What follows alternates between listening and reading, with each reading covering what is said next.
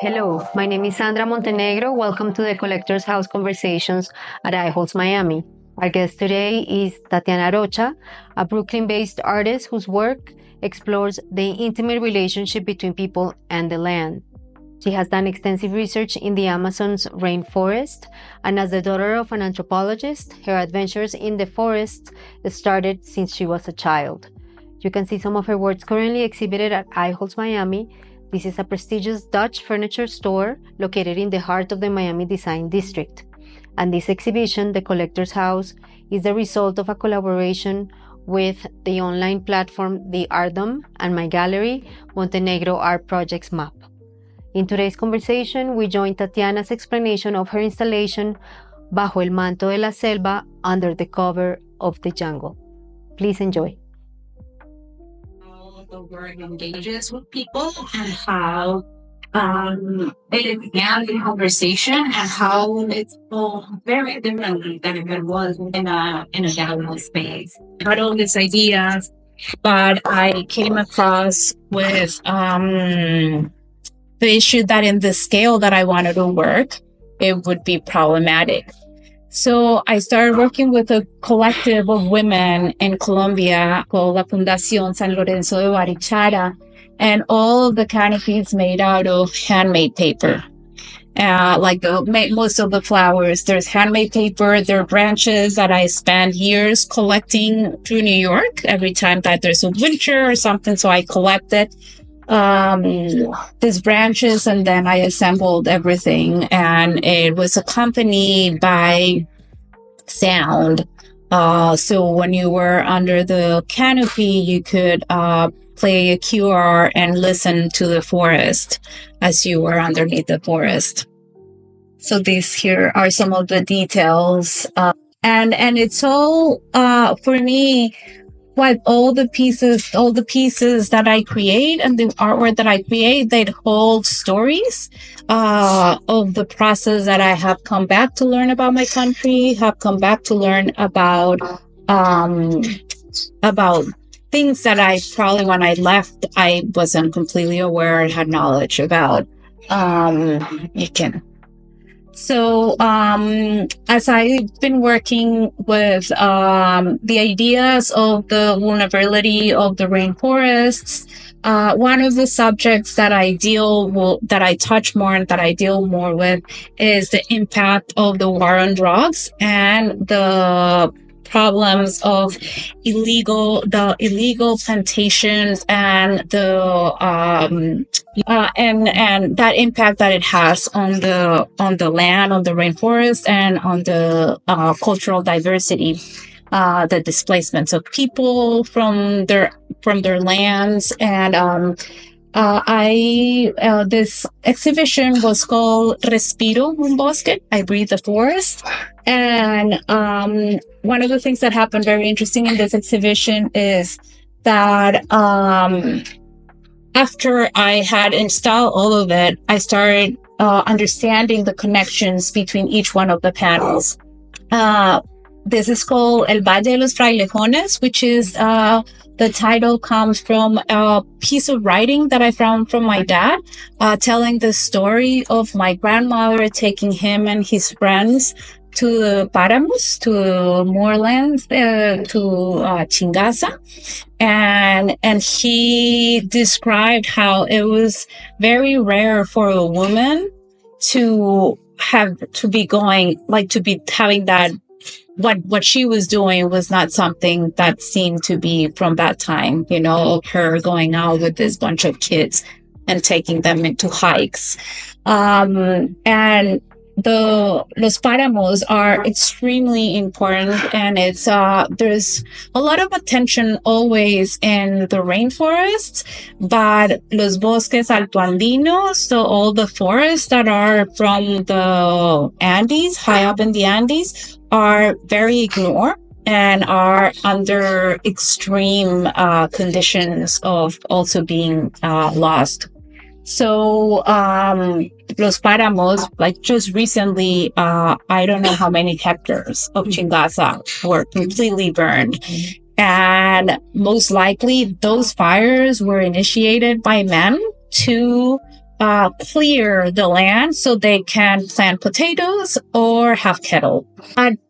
So the importance of the paramos is that all the water that comes from the Amazon and it's carried in this cloud crashes against the mountains, and then all the plants in the paramos are designed to absorb all that water, feed the streams, and all the water from both that people that live in Bogota drink and use come from the paramos. Most of the country's water comes from those paramos. So then we go down a little bit more. My dad lives in La Calera, and this is it's elderberry, un sauco. And I love telling the story about this because I arrived to New York, and when I started going to the doctor in New York, and it's flu season, they were like, you need to take this elderberry gummies. And I started, I'm like, ooh, magic, elderberry gummies. And then, I don't know at what point I arrived, and my dad is like, no, it's like an elderberry tree. And I was like, what? And again, we grow up in Bogota, like the elderberries are through all the autopista everywhere. And I'm like, so it's this idea of how I went to a different country to get this knowledge that already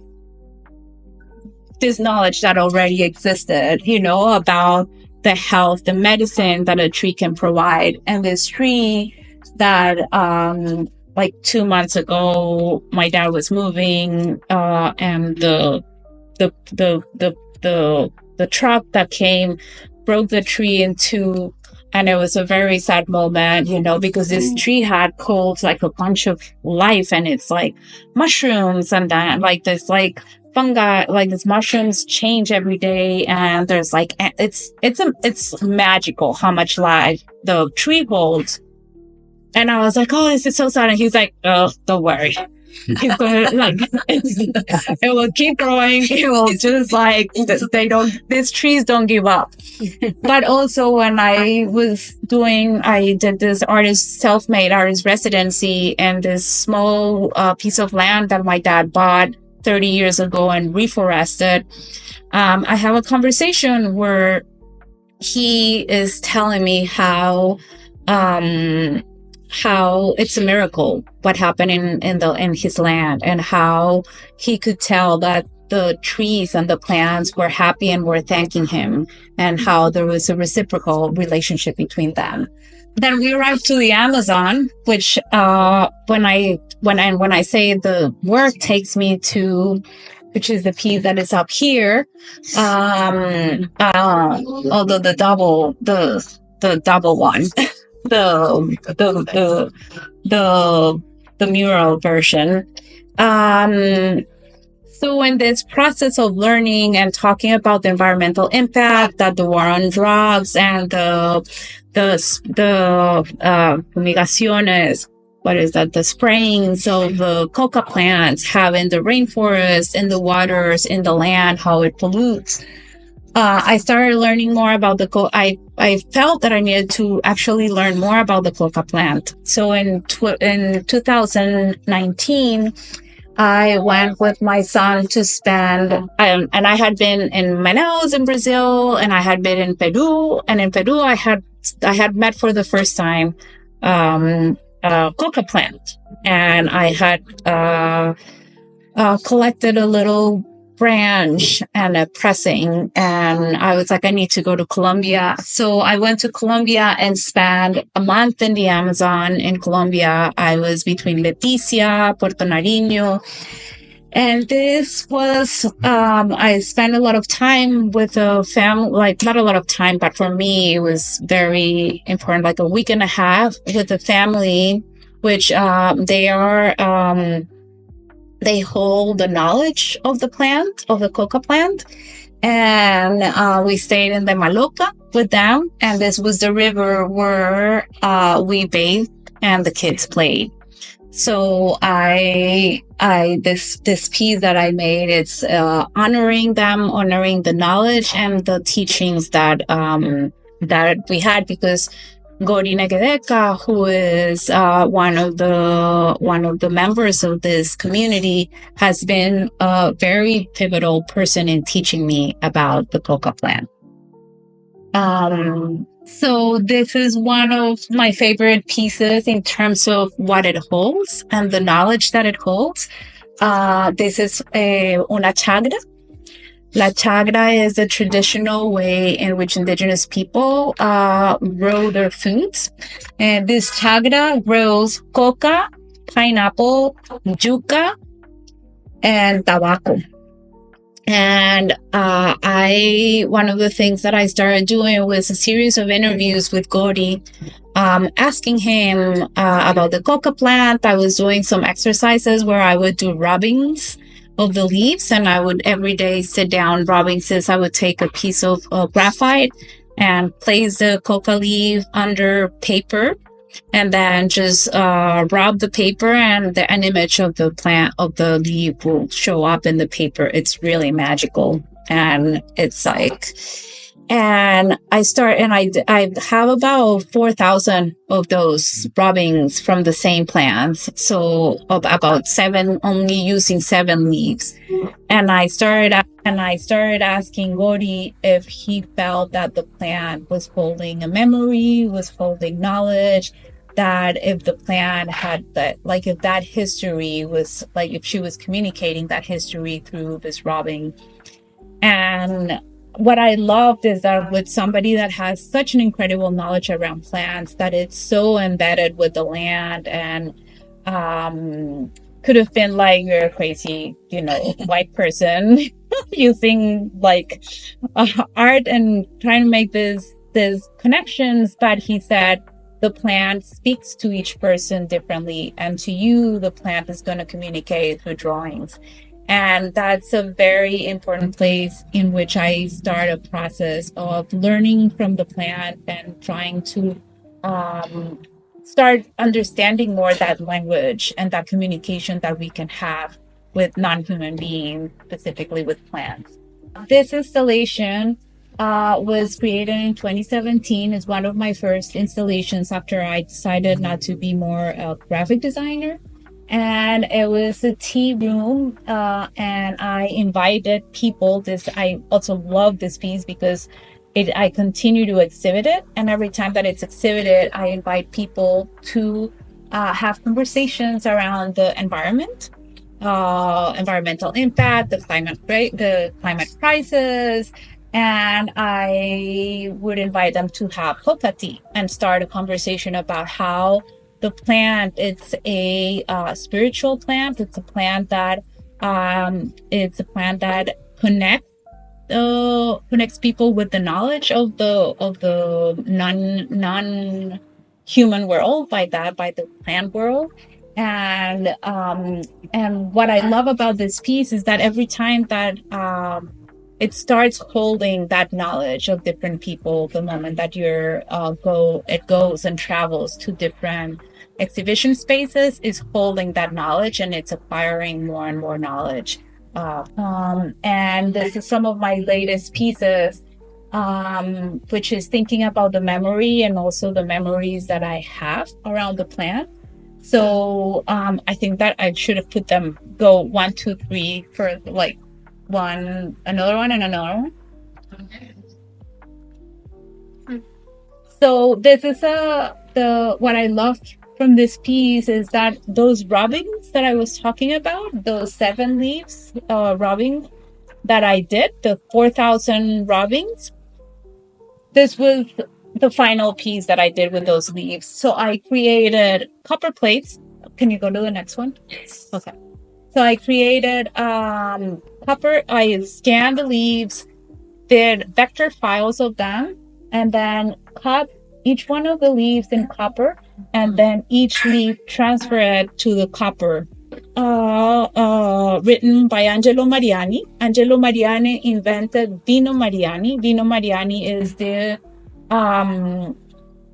original formula for Coca-Cola. So Pemberton stole the formula from Vino Mariani. Vino Mariani was a wine that had cocaine and was promoted by the Pope. I will show you some advertising about the Pope promoting the use of Vino Mariani. It was promoted by presidents, like it was like basically, and then Pemberton took that formula, and in the time of the prohibition of alcohol prohibition, Pemberton had to take out the alcohol part, and that's when Coca-Cola became Coca-Cola and the formula that exists right now. Right. So I decided to there's a combination of the leaves that were drawn in that book, and then the leaves that are printed. Now you can go to the middle one. Yeah.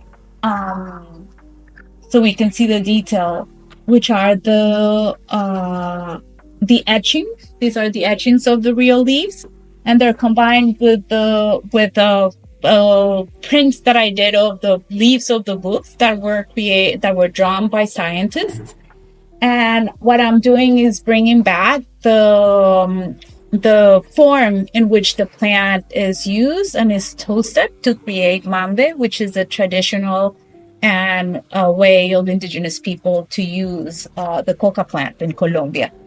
So yeah, this is part of the process that I do. I think that the plant was supposed to be in a different place, but it's okay. So I go through a process of photographing the images that I'm going to use, taking present plants and all of that. It's always combined to create the pieces that I do.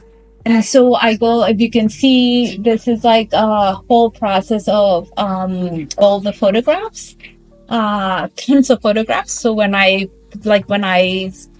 go and spend time in the rainforest or even at my dad's house, I kind of go and meticulously photograph each detail that I want to remember and that then I want to represent in the artwork. And then I do individual drawings. And those drawings are, so at the same time that I'm photographing, I am, and this is like half of, let's say, the photographic archive that I have. This is just a fourth or less than a fourth.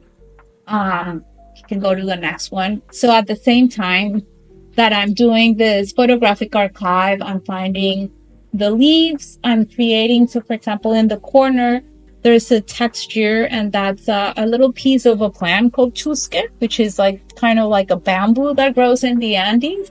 And I create textures, prints, monotypes, and I create a whole gallery and history of what are those imprints and what I call a different way of language of the plants.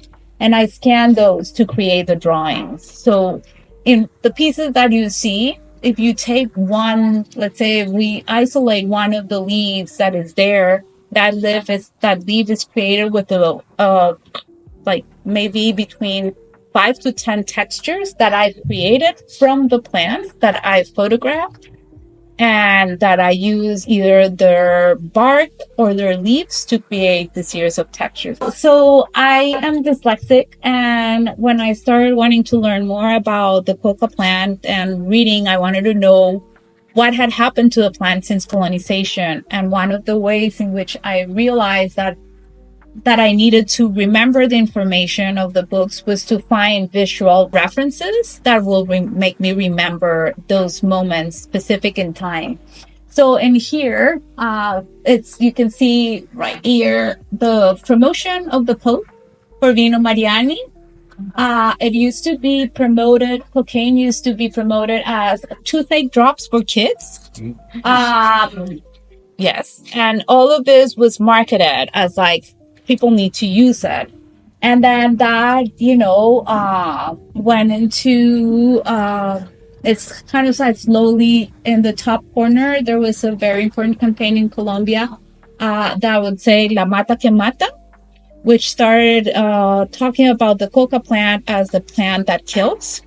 And basically, what the problem of that is, the coca plant is the only plant in the United States that is considered a Class A narcotic, and it's illegal. Poppy is not illegal. Weed is not illegal as a they're not in that classification, only coca. And from all those plants, coca has none, doesn't do anything. Like if anyone has like had coca tea, it's super gentle. The leaves, like it's a plant that it's extremely gentle. So this is for me a history, a visual narrative that has told a different story and has made the plant invisible, has taken the agency of the plant away from the plant and from the people that have had that knowledge of the plant. You can go to the next one. And in a way, Coca-Cola as an institute, as a corporation, has also contributed and has benefited from the erasure of the plant, as Coca-Cola exports, is the only, works with a pharmaceutical that is the only company that it's allowed to bring legally coca leaves into the U.S.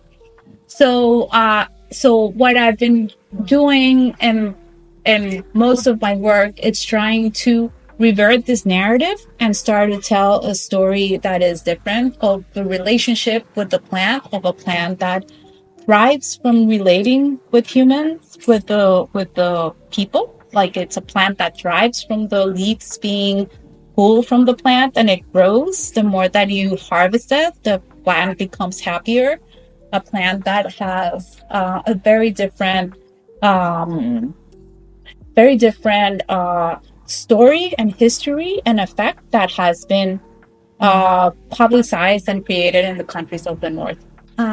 So these are pages of those books that started creating the story, and then if you go to the next one. So what I've been doing is creating here I've been creating a series of trees that are made with the pages of these books that promoted the use of cocaine in the 1800s and created these holes in history and have contributed to the wars that countries like Colombia has had for since the 60s. And these are the trees, not finished, in process, but I'm going to be working in 50 of these trees that are going to be exhibited in October. I'm very excited. Where? At the Newhouse Center for Contemporary Art. And I'm very excited about this exhibition and how to create these bridges between the problems of immigration in the country in relationship with the war on drugs, but also how to link different stories also of environmental impact and climate change, and creating this very vast connections between different stories. There is the video, and I have this video, which is it's a 4-minute piece of vignettes of the different of the way that mambe, which is the coca plant, the coca leaves toasted mixed with the ashes of jarumo and then with ambil, that is the way that is used. This is the way that it's created, and it's a series of vignettes that I filmed and recorded at the Maloca that I spent time.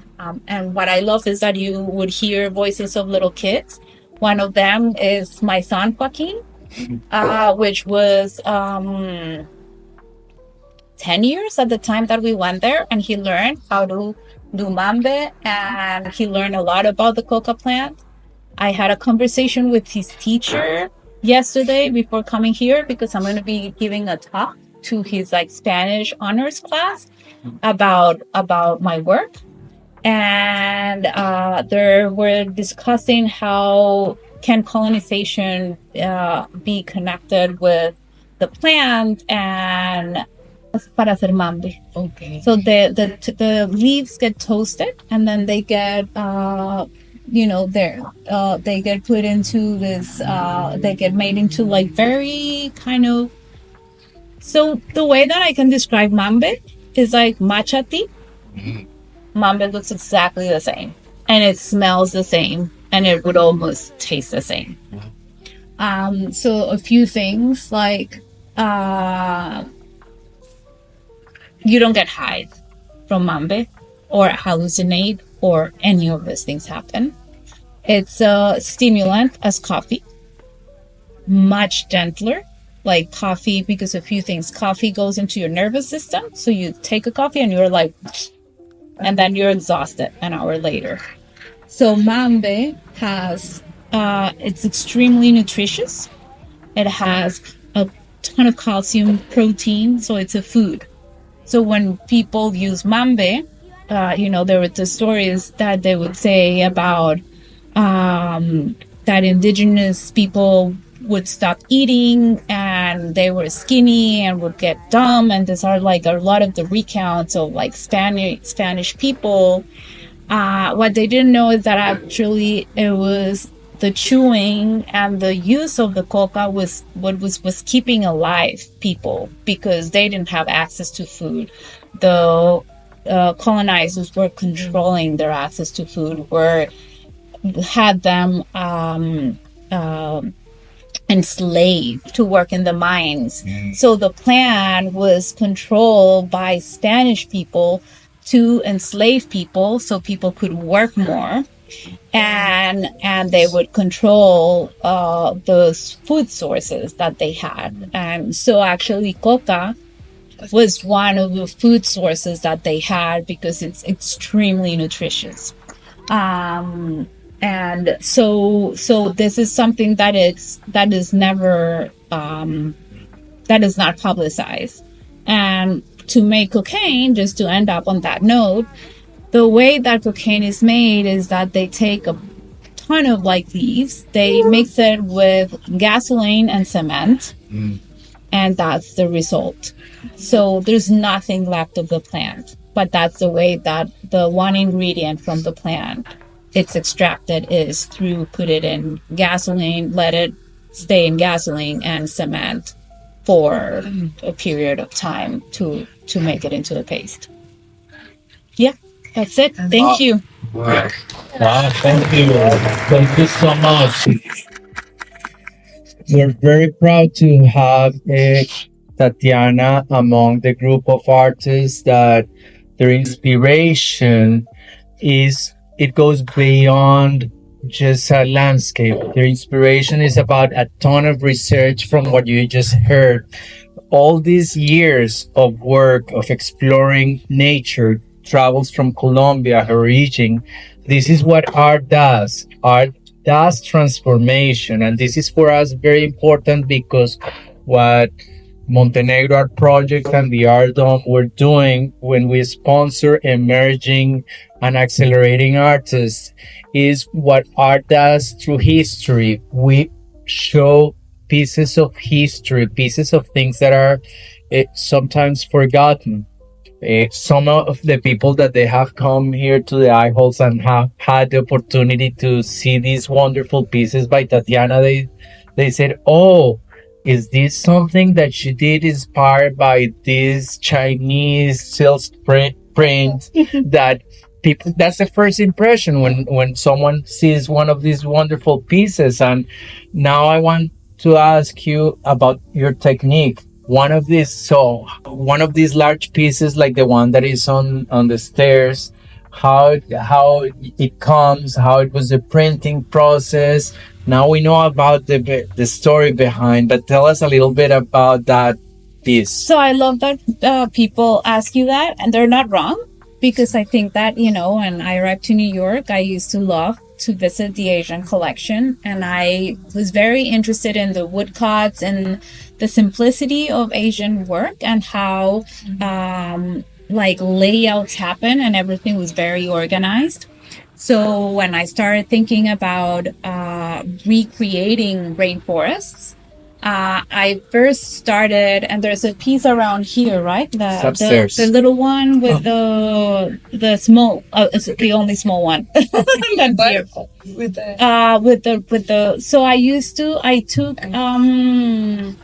I I used to do collage, and I used to collage botanical plates from a very important expedition that happened in 1800s by Jose Celestino Mutis, and I was recreating the rainforests from the botanical plates. So what happens with the botanical plates is that they were created so they were going to be exploded. Like it was like a trade, and so I was like, oh, I need to create rainforests that are, people. And I felt that the way that rainforests were portrayed through like Hollywood movies were as dangerous, or as like places of danger where the boa was going to come and strangle you. And so I started creating things that were very in line with something very peaceful and different.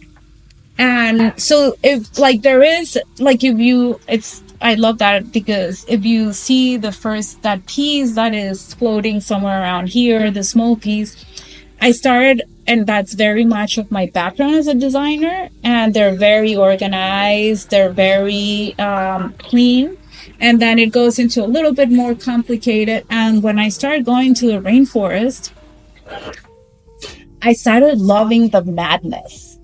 And so the more that I create my artwork, the more integrate and just messy it becomes, because I started liking, and then I went to Japan, and I was like, oh, I understand why Japanese artwork is so clean. It's because also the landscape in Japan, it's a very different landscape. Now it's like the rainforest is not clean. It's messy and complicated, and that's what is incredible about it. And I also started seeing it as a reflection of how I felt as a Colombian person in New York, and as a Colombian person in the U.S. Maybe in Miami it's a little different, but I felt that in New York everyone was like very kind of strict. So like my tone of voice was always higher than everyone else's. Like there was always like, oh, the Latin person. and I felt reflected with the rainforest and the messiness and the madness. And I started thinking how landscapes can also inform the culture and how people are and how people react to situations. And I can always say that when I go to Colombia, I love that I'm like, and when I work with people and fabricating things in Colombia, I arrive with these ideas, and they're like, for example, for the leaves, the leaves of the forest are like this big. And I call, and they were like, yeah, we can do that. And I arrived, and they had to create a specific pool for the water, a specific mesh for the leaves, and they didn't have a press to press the paper. So this is in a town, the guy that created the pool and did everything, El Profe, had created this press that we had to lift. Like it was with cables over the ceiling, and we had to pull up and then bring it up, and to like press the paper, we needed to like jank it with like this like really big like and it was like there was not a single moment. Like in New York, people would have been like, we don't do that, forget about it. Like you go to Colombia and you're like, I have this idea. Oh yeah, we can figure that out. We can do it. We can do it. And it makes me think a lot about how this messy, how the rainforest is that. It's like the plants are figuring out. There's no organization. And I love those analogies between the space, the ecosystems, and how we are as people, and how we react to situations, and how we can react to situations. Thank you very much. I don't know if anyone has a question to ask to Tatiana. Yes. I'm curious about the materials you're using. So when you create that piece, like how do you start? Are you drawing? Are you like? Yeah, I didn't answer that. Sorry. Yes, of course. So I create those drawings. Like I do the textures, which is a process of like texture making. And so, for example, I would create a brush stroke, right? So I take a piece of like a branch from a tree, and then that branch I use mambe with water, and then or ambil or dirt, and then I take that branch, and instead of using a paintbrush, I create a stroke with a branch. Then I scan, like normally those strokes are what becomes the tree trunks of my tree. So I scan that, create a black and white image, and then I start filling in Photoshop, which is the program that I use. I start filling it in with different textures, and until I feel that it's the right thing. So I have other types of backgrounds that emulate the bark of the trees, and it has the qualities. So it's like so each one, if you see one of the pieces, each element. So I have like an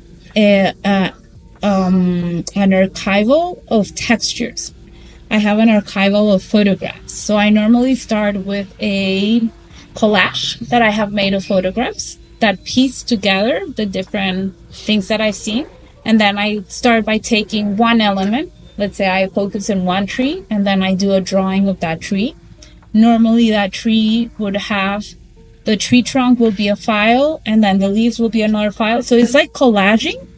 So I have an archive of just leaves, an archive of just branches, an archive of just tree trunks, an archive of just mushrooms, flowers, and then I collage those to create new elements. But every time that I'm doing a new piece, I'm creating new tree trunks, new trees. Once I have that digital file, I print it. It's printed in Canvas, and then I paint over it. So but I think that what is interesting is that normally people will relate digital processes as something that is fast. It takes me about a minimum of 2 months, depending the size of the artwork. But normally any of these pieces that you see have been a work of 6 months to a year in one piece. So one leaf can take me 5 days to do. And so it's a very lengthy process. And then, so there are pieces that I have never kind of printed it. They just have never made it into paper, into now I'm printing more because I have my own printer. So there's some pieces that I'm able more, but when I started and I didn't have access, and digital printing is so expensive, a lot of times I wouldn't get to print. So when I'm doing these large commissions, most of the times when I see the piece fully finished, it's when it's installed. So, which is a very interesting process, because I'm always seeing it in the computer, and it's like I have to zoom out to see it all, and then zoom in to see like the details. Because if you go close to the image, you'll see that it's full of details. There's like little ants crawling, and I love that because people become like little kids in front of the artwork. But is there something else that I'm missing, or I cover everything? Because I know that I go, okay. Thank you for that question and for coming back to that. No, thank you. This concludes our first conversation talk with Art, and thank you for all of you that came. This is our first art talk and with design. And thank you, Macarena. Thank you all for coming. Hi, I'm Eduardo Ojeda from the Ardom. We hope that you have enjoyed our conversation with Tatiana Arocha. I'm going to give you a hint for our next conversation at the Holtz Gallery, the Collector's House Conversations, and it's going to be a fascinating dive between the art and design. We hope that you join us on March 29. Please come and visit us.